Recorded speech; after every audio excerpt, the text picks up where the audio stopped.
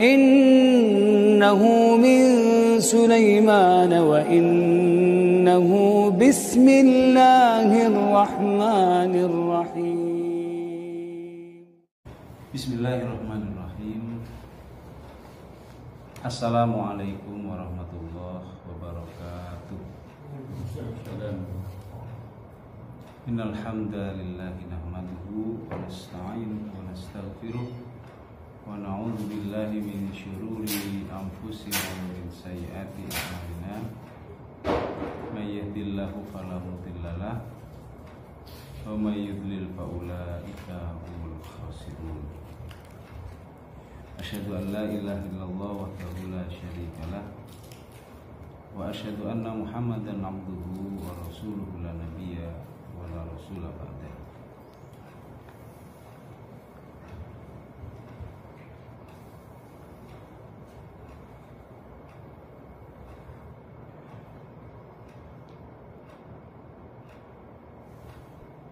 Allahumma salli wa sallim wa barik ala nabiyyina Muhammad wa ala alihi wa ashabihi wa man tabi'al huda bi ihsan ila yaumil qiyamah.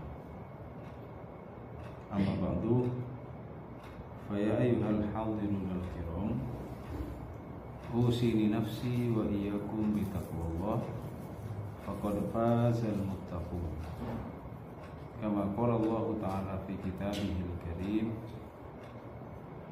ya ayyuhalladzina amanu taqullaha wa qulu qawlan sadida yuslih lakum a'malakum wa yaghfir lakum dzunubakum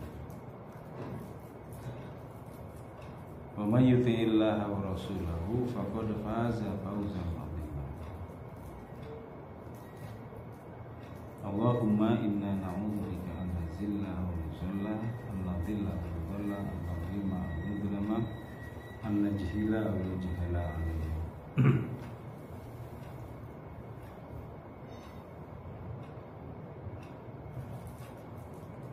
Hadratul muhtaramin, para bapak sekalian, hadirin jamaah sholat asar mushola Idris yang kami muliakan. Alhamdulillah, kita aturkan syukur kita kehadirat Allah Subhanahu wa taala, di mana pada kesempatan sore hari ini kita bisa kembali melanjutkan kajian tadabbur Quran kita, tafsir surah Jalalain, tafsir Jalalain. Pada pembahasan sore hari ini kita akan masuk pada pembahasan ayat kelanjutan dari pertemuan sebelumnya, yakni ayat 124 125.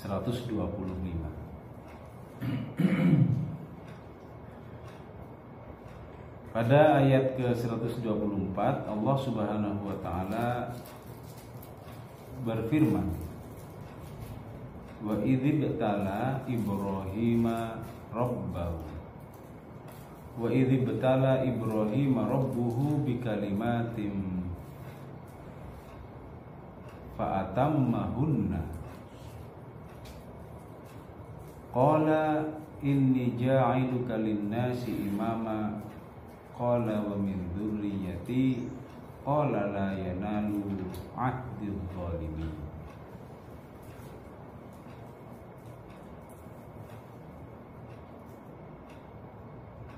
Wa idzibtala, dan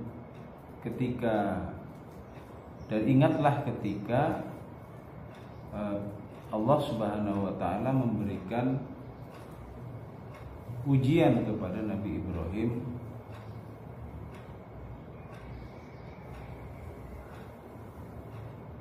wa idzibtala Ibrahim rabbuh, dan ingatlah ketika Tuhannya Nabi Ibrahim memberikan ujian kepada Nabi Ibrahim bi kalimatin, dengan beberapa kalimat yang itu berupa risalah atau wahyu yang Allah wahyukan kepada Nabi Ibrahim, berisi berbagai perintah dan berbagai larangan.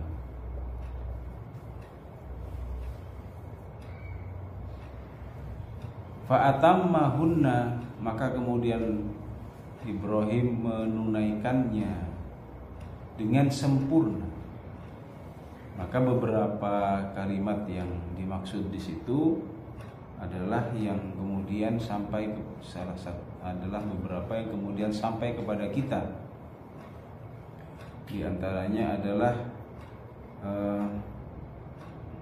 perintah Allah Subhanahu wa taala kepada Nabi Ibrahim untuk senantiasa mengesahkan Allah dan tidak mensekutukan daripadanya. Kemudian mendirikan sholat serta menunaikan zakat. Juga berbagai manasik haji yang memang Allah perintahkan kepada Nabiullah Ibrahim untuk ditunaikan. Dan Allah Subhanahu wa taala telah memberi penghargaan yang luar biasa atas kesungguhan Nabi Ibrahim di dalam menunaikan apa saja yang telah Allah Subhanahu wa taala perintahkan kepadanya, dengan menyatakannya sebagai sebuah ikhbar atau sebagai sebuah informasi kepada umat manusia sepeninggalnya bahwa Nabiullah Ibrahim telah menyempurnakan risalah tersebut dengan telah menunaikan risalah tersebut dengan sempurna. Sehingga kemudian Allah Subhanahu wa taala melanjutkan dalam firman-Nya ini, qala inni ja'iluka lin-nasi imama. Dan Allah Subhanahu wa taala berfirman, sungguh aku, kata Allah, akan menjadikan engkau wahai Ibrahim lin-nasi imama, yang menjadi pemimpin bagi umat manusia, yakni qudwatu fiddin, teladan di dalam urusan din atau urusan agama ini. Dan Nabiullah Ibrahim kemudian juga menyatakan qala wa min dzurriyyati.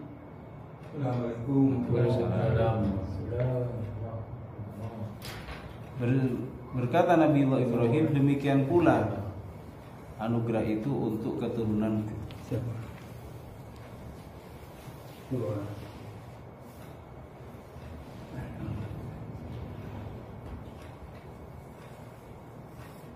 Yakni dimaksudkan agar keturunan Nabi Ibrahim juga diberikan anugerah oleh Allah sebagai a'immah, sebagai para pemimpin bagi umat manusia.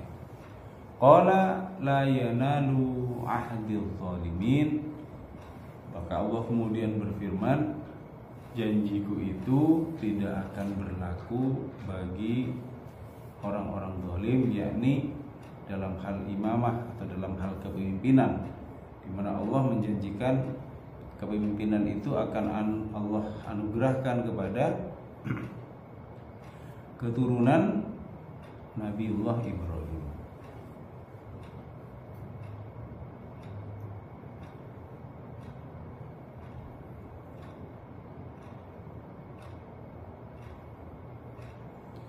Dan Bapak sekalian yang dirahmati Allah Subhanahu wa taala, sebagaimana kemudian kita ketahui adalah bahwa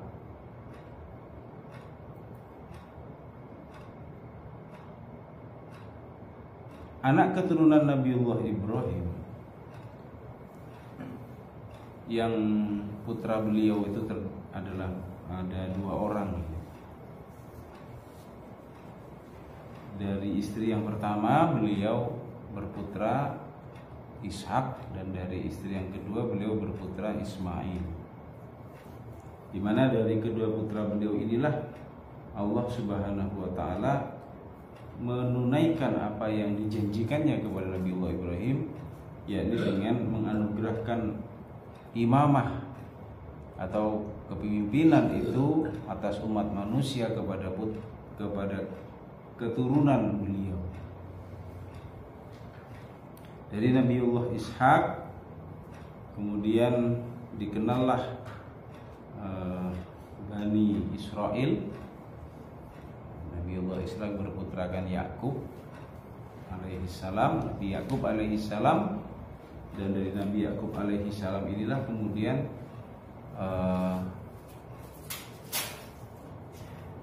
kita mengenal garis keturunan beliau itu yang adalah Bani Israel. Dan dari garis keturunan Nabiullah Ismail kita juga mengenal bahwa Allah Subhanahu wa taala menganugerahkan kepemimpinan kepada garis keturunan Nabiullah Ismail alaihissalam itu adalah orang-orang yang kemudian menjadi komunitas yang terkemuka di kalangan bangsa Arab, yang mereka kemudian mendapatkan amanah untuk memelihara serta meriayah tamu-tamu Allah Subhanahu wa taala yang datang dari berbagai penjuru menuju kota Mekah untuk beribadah di Ka'bah Baitullah. Yang memang Ka'bah Baitullah itu dibina oleh Nabiullah Ibrahim dan putranya Nabiullah Ismail alaihimussalam.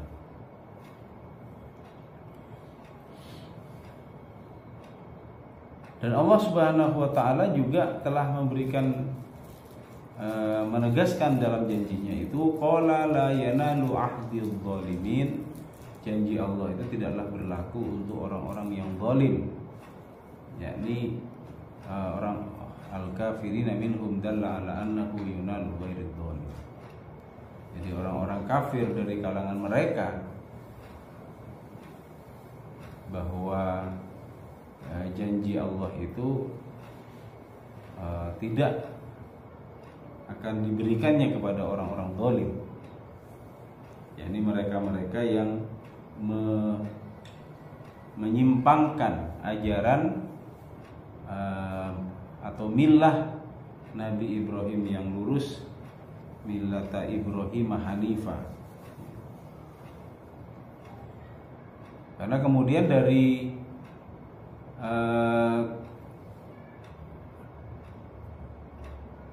garis keturunan Nabiullah Ibrahim itu juga muncul juga ya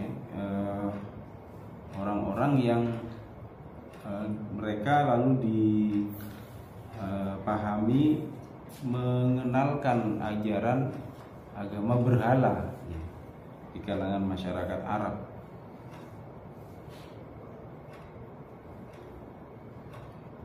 Jadi mereka inilah yang kemudian menyimpangkan ajaran tauhid yang diajarkan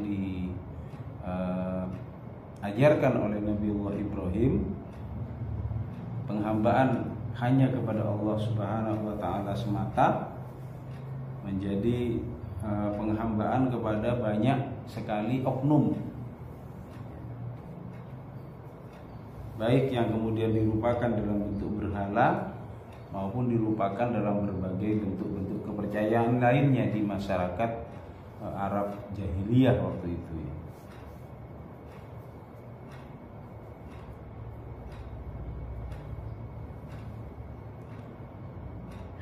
Maka Allah kemudian menjanjikan bahwa kepemimpinan itu tidak akan Allah anugerahkan kepada mereka dari kalangan orang-orang zalim itu. Dalam pengertian adalah bahwa pada gilirannya kepemimpinan itu juga akan Allah anugerahkan kepada orang-orang yang memiliki pemahaman yang lurus nabi dari agama nabi dari agama yang diwariskan oleh Nabiullah Ibrahim. Ya, di antaranya adalah dari garis keturunan Nabiullah Ismail ini kita kemudian mendapati Allah hadirkan Nabi Muhammad Sallallahu Alaihi Wasallam ya sebagai nabi ya yang terakhir sekaligus penutup dari para nabi.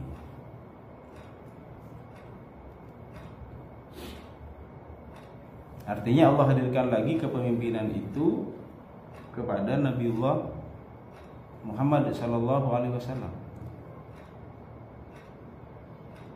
Setelah sebelumnya di kalangan masyarakat Arab jahiliyah itu mereka sudah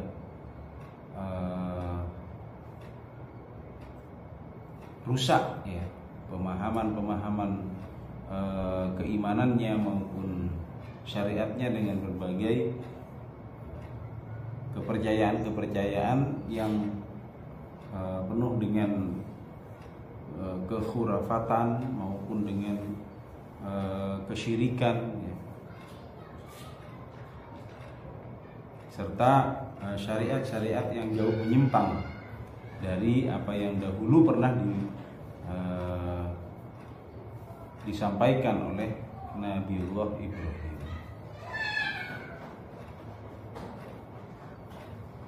Kemudian pada ayat berikutnya ya 125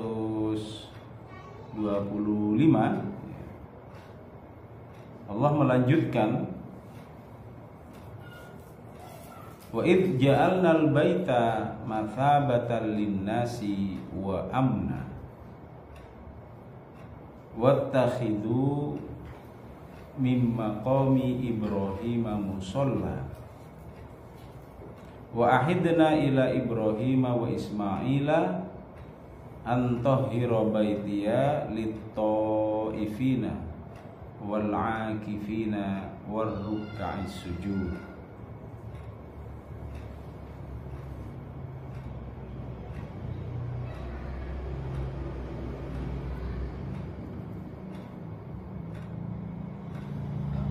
Dan ingatlah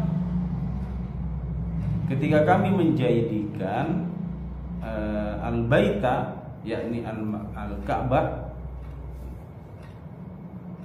atau Baitullah mathabatan linnas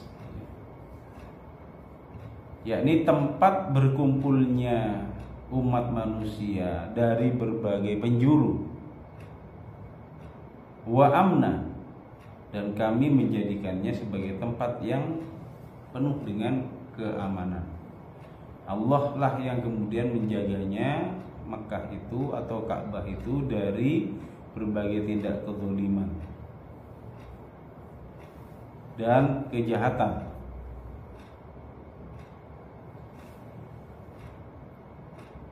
Maka kemudian Allah memerintahkan wattakhidhu mim maqami Ibrahim musalla dan jadikanlah ayuhan nas wahai umat manusia tempat atau makom Ibrahim itu makom Ibrahim itu adalah huwal hajrul ladzi qama alaihi inda bina'il bait. Jadi tempat berdirinya Nabiullah Ibrahim pada saat beliau membangun Ka'bah gitu ya. Itu disebut sebagai maqam Ibrahim. Allah memerintahkan kepada umat manusia wattakhidhu mim maqami Ibrahim musalla. Jadikanlah tempat berpijaknya Nabi Ibrahim itu ketika beliau membangun Baitullah itu sebagai musalla, yakni sebagai makanun sholah, tempat sholat.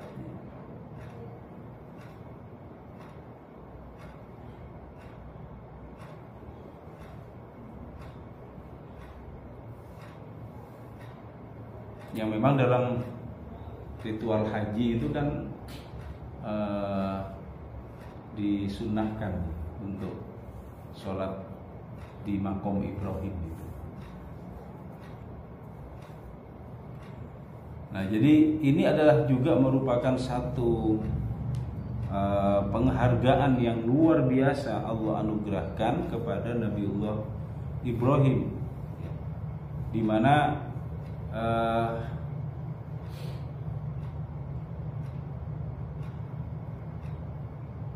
Allah Subhanahu wa taala memberikan penghargaan yang setinggi-tingginya kepada beliau Nabiullah Ibrahim itu lantaran beliau telah melalui berbagai ujian dari Allah Subhanahu wa taala dengan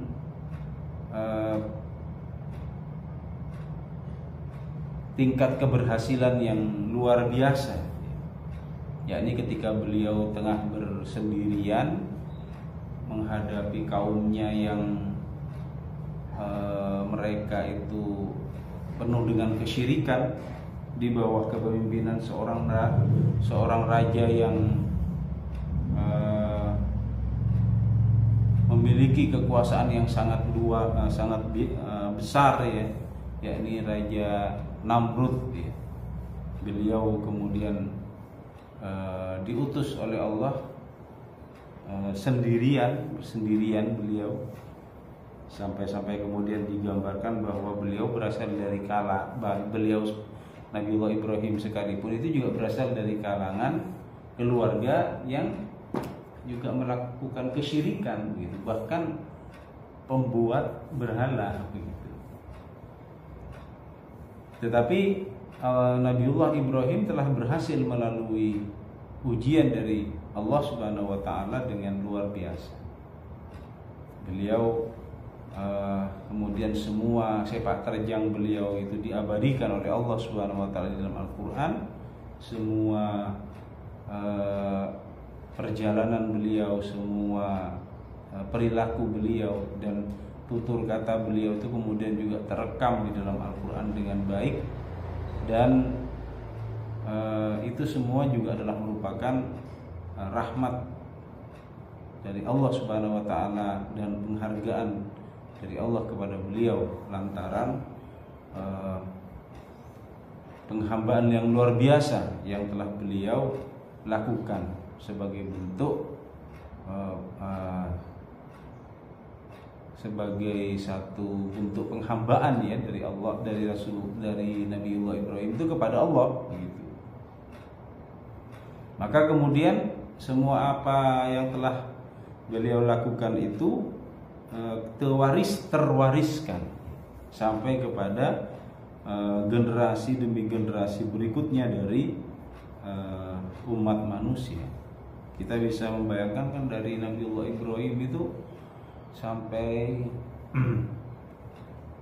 saat ini itu kan sudah berapa ratus generasi gitu, atau mungkin berapa ribu generasi mungkin. Dan beliau tetap lestari. Kisah beliau bahkan bisa dikatakan kisah beliau itu benar-benar kisah yang murni tanpa ada intervensi dari manusia.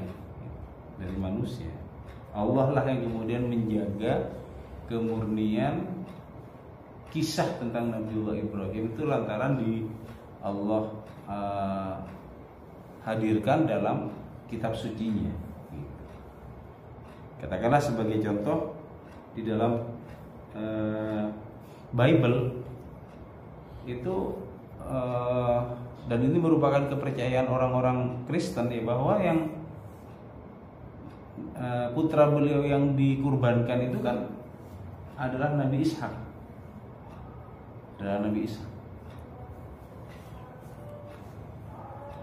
Sebagaimana yang dinyatakan di dalam kitab Bible. Tapi kemudian Allah Subhanahu wa taala memberikan penjelasan, ya, bahwa sesungguhnya putra beliau yang dituntut oleh Allah Subhanahu wa taala untuk dikurbankan itu adalah Nabiullah Ismail.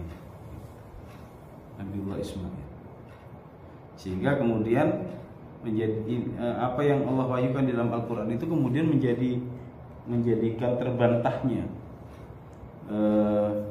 cara pandang orang-orang Kristen itu ketika mereka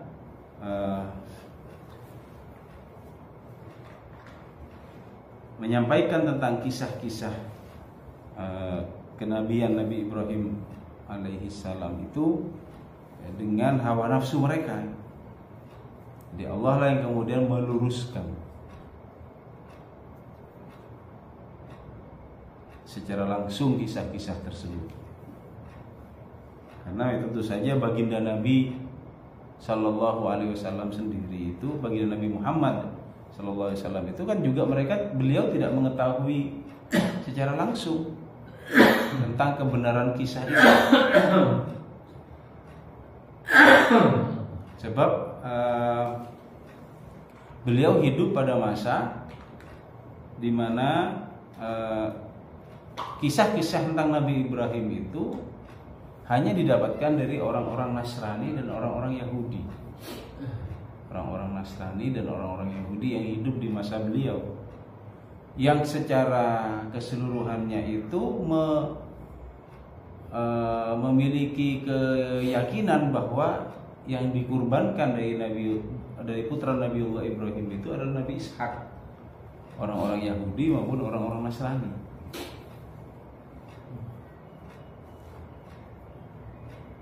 Tapi kemudian Allah lah yang menjelaskan tentang kebenaran, tentang hal yang sebenarnya. Jadi ini adalah juga merupakan satu penghargaan yang luar biasa dari Allah Subhanahu Wa Taala kepada Nabiullah Ibrahim untuk memelihara bagaimana sungguhnya perjalanan kehidupan beliau itu yang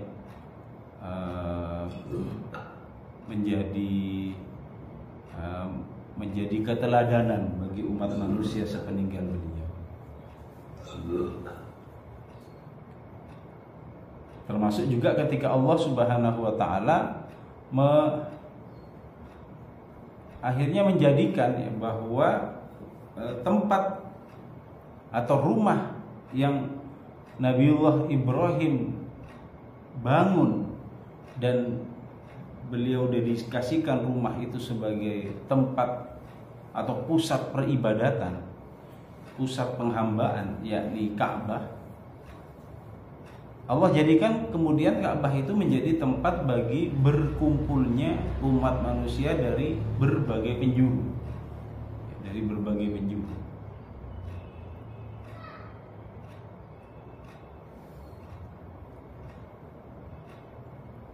Yang itu terus tertradisikan hingga saat ini ketika kita mengenalnya sebagai ritual haji maupun umroh. Dia menjadi pusat tempat berkumpulnya umat manusia dari berbagai penjuru dunia. Jadi Allah lah yang menjadikan itu terjadi, ya sebagaimana yang Allah tegaskan di dalam ayat ini. Wa idz ja'alnal baita mathabatan linnasi wa amna. Dan ingatlah ketika kami menjadikan Baitullah itu, yakni Ka'bah, sebagai mathabatan linnas, tempat berkumpulnya orang-orang, tempat berkumpulnya umat manusia dari berbagai penjuru, dan tempat yang aman. Tempat yang aman. Dan mungkin bagi mereka-mereka yang sudah pernah ke sana itu benar-benar merasakan bagaimana keamanan di tempat itu. Mulai dari orang-orang yang meninggalkan begitu saja tempat perdagangannya ketika adzan itu sudah berkumandang begitu. Termasuk juga pengalaman-pengalaman yang diceritakan oleh orang-orang barat, ya, ketika mereka Allah anugerahi hidayah, kemudian mereka masuk Islam, mereka datang ke tempat tersebut dan merasakan betul bagaimana mereka bagaimana keamanan, kedamaian, perlindungan yang mereka rasakan itu dibandingkan di tempat-tempat asal mereka, di negara-negara asal mereka di barat itu, yang sama sekali berbeda jauh, ya, dengan apa yang mereka rasakan. Jadi ini semuanya adalah merupakan fadilah Allah Subhanahu wa taala, baik kepada Nabiullah Ibrahim maupun kepada anak keturunannya, maupun kepada negeri di mana beliau itu pernah tinggal, yakni Mekah, termasuk juga Ka'bah sebagai bangunan yang beliau bina, yang beliau bangun sebagai tempat penghambaan atau tempat peribadatan bagi umat manusia.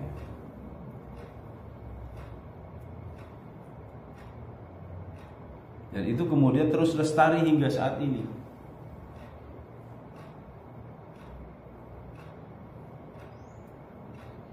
Walaupun kemudian pada perjalanannya ada saja dari kalangan orang-orang zalim yang berusaha untuk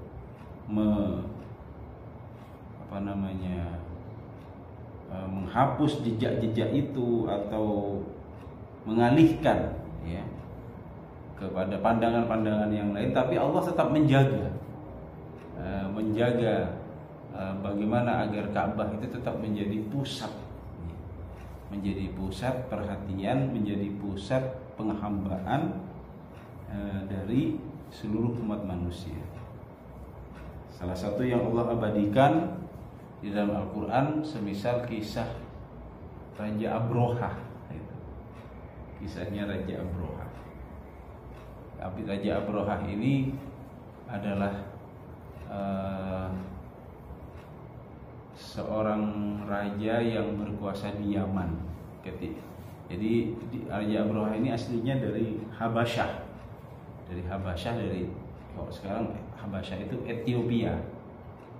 Lalu Ethiopia itu atau Habasyah itu akhirnya melakukan perluasan wilayah hingga ke negeri Yaman. Ke negeri Yaman yang ada di seberang lautan, karena berarti kan menyeberangi Laut Merah. Pindah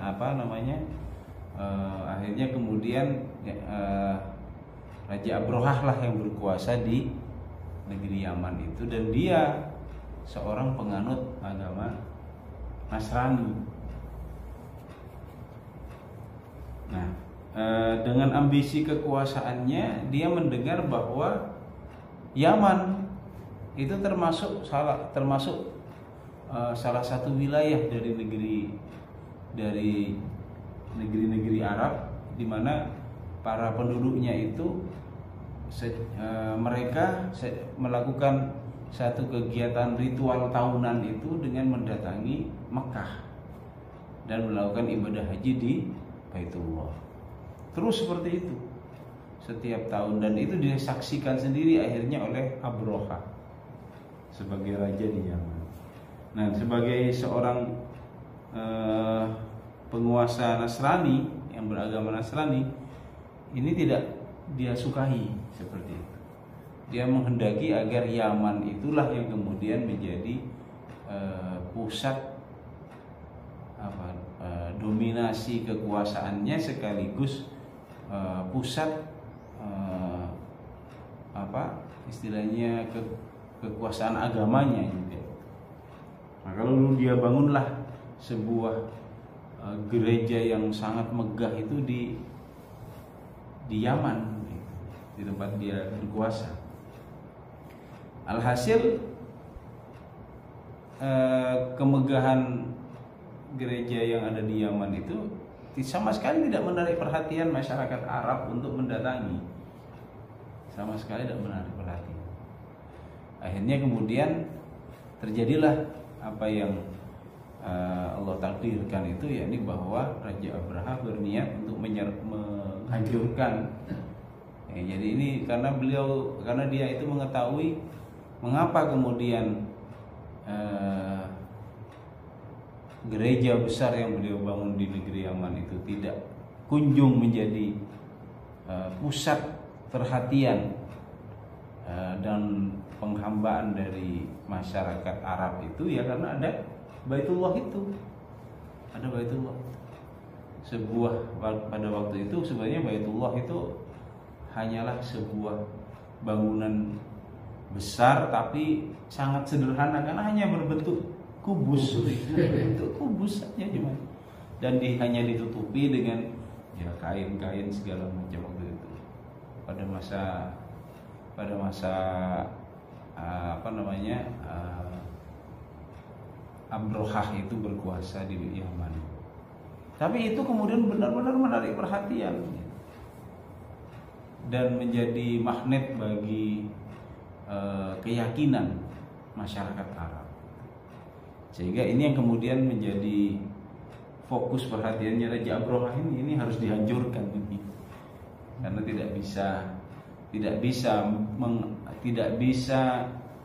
tidak terberalihnya perhatian masyarakat Arab ini kepada Yaman itu, yakni dengan hilangnya eksistensi Ka'bah begitu. Tapi kemudian akhirnya sampailah kisah tentang nasib tragis yang dialami oleh pasukan Raja Abrohah ini ke seluruh umat manusia generasi berikutnya. Yakni ketika Allah Subhanahu wa taala sendirilah yang kemudian menurunkan pasukannya untuk menghancurkan pasukan Raja Abrohah ini yang memiliki kekuatan yang luar biasa. Ya, karena beliau telah berhasil memobilisasi ratusan ekor gajah itu untuk menjadi kendaraan perangnya, gitu. Kendaraan perangnya. Tapi kemudian Allah lah yang akhirnya menghancurkan melalui apa yang beliau firmankan dalam surat Al-Fil itu ya. Ara'aital ladzi alam taro kaifa fa'ala rabbuka bi ashabil fil. Tidakkah engkau memperhatikan kaifa rabbuka bi ashabil fil, apa yang dilakukan oleh Tuhanmu terhadap pasukan bergajah dan seterusnya. Nah, itu diantara upaya-upaya manusia untuk menjadikan eksistensi Ka'bah Baitullah itu musnah dan tidak lagi menjadi pusat peribadatan umat manusia. Tapi ternyata itu tidak berhasil. Dan ini menunjukkan bahwa Allah benar-benar menjaga itu. Sebagaimana yang Allah nyatakan di sini, wa idz ja'alnal baita mathabatan linnasi wa amna. Kami yang menjaga, kata Allah. Kami yang menjadikan Baitullah itu sebagai mathabatan linnas, sebagai pusat berkumpulnya umat manusia dari berbagai penjuru, dan keamanannya juga Allah jaga. Keamanannya itu juga Allah jaga. Jadi sebenarnya mungkin kalau meskipun tidak ada laskar itu ya tetap aman. Ya kenapa? Karena Allah yang jaga di situ. Walaupun mungkin juga pernah dahulu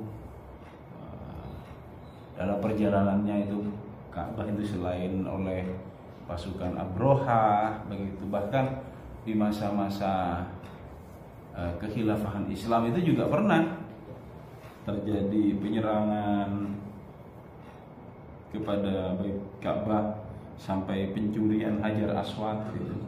Hajar Aswad itu pernah dicuri dahulu oleh pasukan kaum muslimin yang lain ketika pada saat itu kekhilafahan Abbasiyah itu ada pasukan yang datang itu mencuri Hajar Aswad. Dan Hajar Aswad yang kemudian saat ini ada itu sudah, itu menurut kisahnya itu kan sudah pecahan-pecahan yang kemudian disatukan lagi oleh penguasa kota Mekah itu dan dikembalikan kedudukannya itu ke tempat semula begitu. Pada masa Nabiullah Muhammad SAW diutus itu masih berupa batu utuh itu. Tapi kemudian setelah berlalu beberapa masa antar kekuasaan Islam itu kemudian saling bersaing sampai akhirnya ada salah satu penguasa Islam itu juga yang bermaksud untuk mendelegitimasi penguasa Mekah pada saat itu. Saya agak lupa ini nama-nama yang terlibat waktu itu. Tapi pasukan yang mencuri Hajar Aswad ini memang bermaksud untuk mendelegitimasi, maksudnya meruntuhkan kepercayaan manusia atas penguasa kota Mekah pada saat itu. Harusnya penguasa kota Mekah kan sekaligus juga menjaga Ka'bah, menjaga Hajar Aswad, menjaga segala macam. Tapi ini kemudian berhasil dicuri gitu. Jadi maksud tujuannya itu adalah untuk menurunkan kepercayaan masyarakat terhadap penguasa kota Mekah pada masa itu. Sampai kemudian akhirnya itu berlangsung sampai beberapa puluh tahun itu. Hilang itu Hajar Aswad. Sampai kemudian akhirnya ditemukan kembali, tapi itu sudah dalam bentuk kepingan-kepingan. Dan kepingan-kepingan itu yang kemudian akhirnya disatukan kembali oleh penguasa Mekah berikutnya dan dikembalikan lagi ke tempat semula. Itu yang pernah satu literatur yang pernah saya baca dahulu. Tetapi meskipun realitas seperti itu telah terjadi, artinya salah satu hal yang terjadi itu adalah bahwa Hajar Aswad itu yang diyakini kan sebagai batu yang berasal dari surga itu sudah seperti itu, tetap tidak mengurangi ketertarikan umat manusia itu tetap datang ke sana dan berebutan menciumnya gitu. Berebutan menciumnya gitu. Nah, itu tidak mengurangi minat umat manusia untuk ke sana. Walaupun sudah seperti itu keadaannya.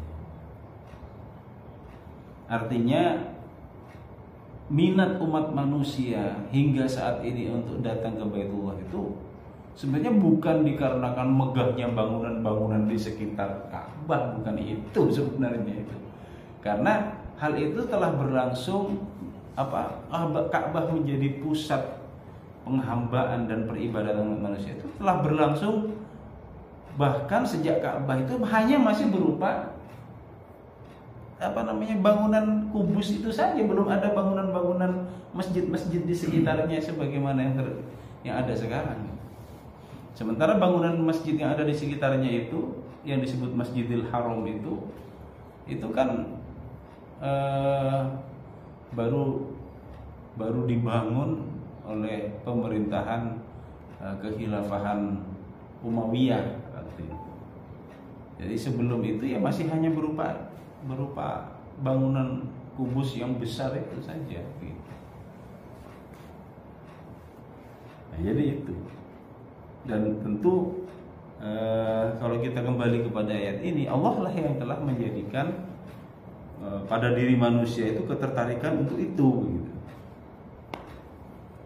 Terhadap Ka'bah hingga saat ini. Dan ketertarikan itulah yang kemudian juga akhirnya menjadikan bertambahnya keberkahan atas kota Mekah itu sendiri. Bertambahnya keberkahan sebagai kota yang penuh dengan keamanan, ya, kedamaian, dan tidak ada kekurangan atas keberkahan kota itu.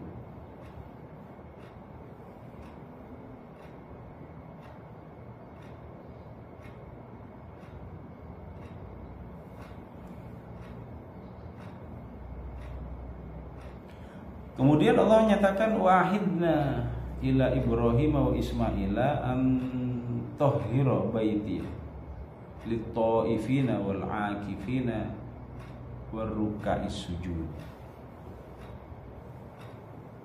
Dan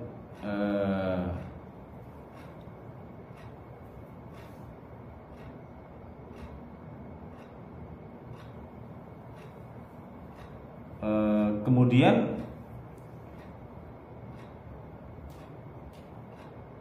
kami membuat perjanjian kepada Nabi Ibrahim dan Nabi Ismail itu. Allah menyebut Nabi Ibrahim dan Nabi Ismail itu antahhira baiti. Amarnahuma, kami memerintahkan kepada keduanya bi antahhira baiti, untuk mensucikan rumah kami itu, rumah Allah itu, minal authan, dari berbagai berhala, dari berbagai berhala. Jadi artinya memang Allah telah meminta kepada Nabiullah Ibrahim dan Nabiullah Ismail itu untuk benar-benar menjadikan Ka'bah itu sebagai pusat penghambaan, pusat peribadatan, tempat menyatunya penghambaan umat manusia kepada Allah Subhanahu wa taala. Sehingga Allah memerintahkan kepada beliau berdua itu untuk mensucikan tempat tersebut minal authan, ya, dari berbagai berhala yang bisa memalingkan perhatian manusia hingga jatuh kepada kesyirikan. Tujuannya mau menyembah Allah, tapi kemudian ternyata akhirnya jatuh pada kesyirikan, karena di situ justru kemudian ditempatkan berbagai berhala. Nah, ini yang Allah nyatakan, sehingga pernyataan ini sekaligus menolak ayat ini sekaligus menolak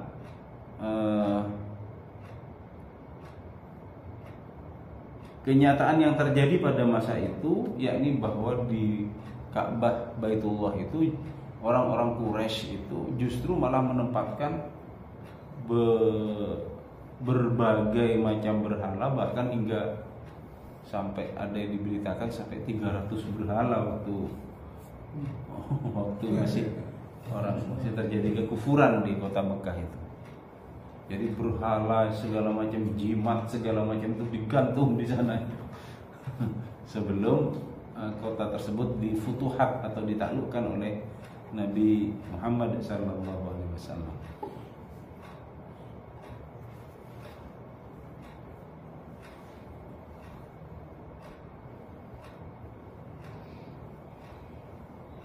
Dan itu memang berlangsung selama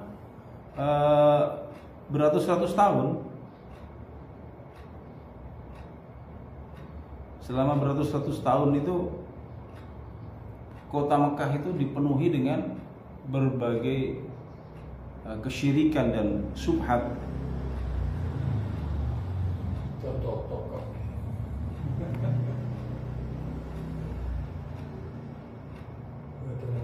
Maka kemudian ini sekaligus menjadi ayat yang Allah sampaikan kepada Nabiullah Muhammad SAW, bahwa dahulu Allah itu sudah memerintahkan kepada Nabiullah Ibrahim dan Nabi Ismail sebagai yang membangun Ka'bah itu. Allah memerintahkan kepada beliau berdua itu untuk menjaga Ka'bah itu, sekaligus mensucikannya dari berbagai berhala atau hal-hal syirik yang lain seperti jimat dan sebagainya, atau benda-benda yang dianggap keramat digantungkan kadang-kadang di selimut-selimut Ka'bah itu oleh orang-orang jahiliyah pada masa itu. Allah perintahkan itu kepada Nabiullah Ibrahim,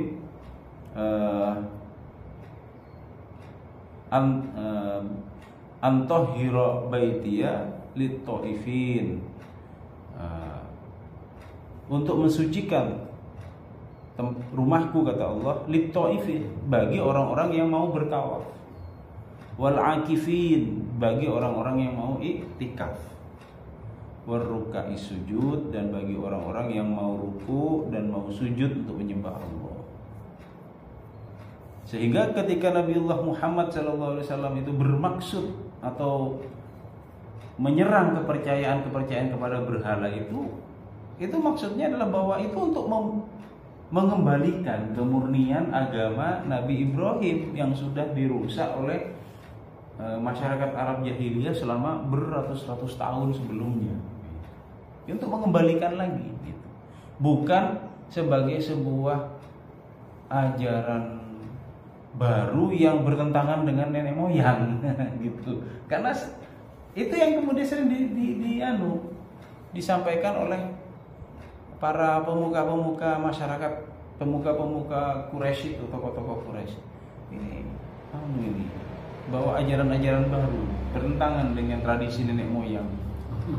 Itu yang jadikan jadi ketika diserukan kepada agama, kepada keyakinan tauhid itu, mereka orang-orang atau tokoh-tokoh Quraisy itu selalu menyatakan hasbuna ma wajadna alaihi aba'ana.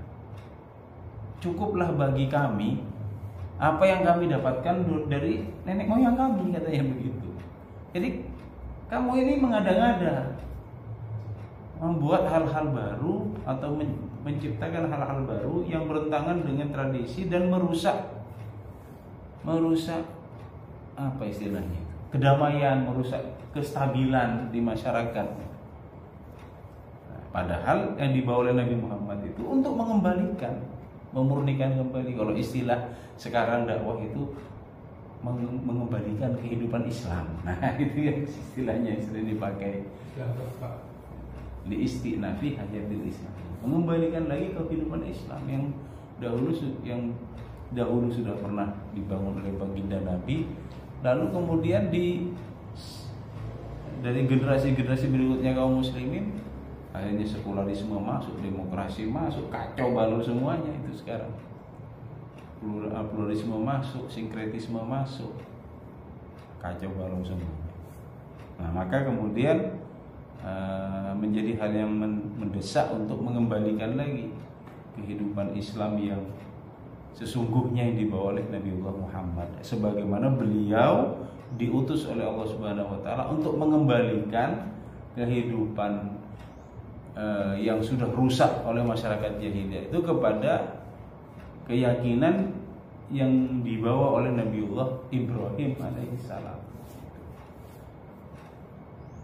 Mungkin demikian para hadirin sekalian yang bisa kita bahas bersama dari ayat ini. Ada dua ayat surat Al-Baqarah ini, yakni 124 dan 125. Mudah-mudahan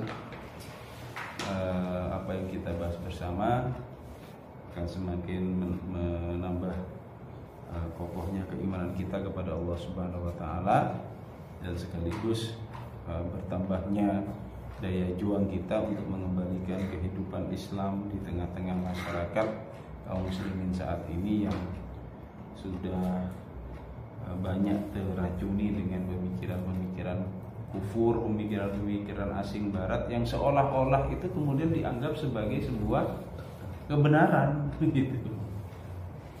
Baik, sementara demikian, kurang lebihnya kami mohon maaf. Hadanallahu wa iyyakum ila subul salam wa alaikum.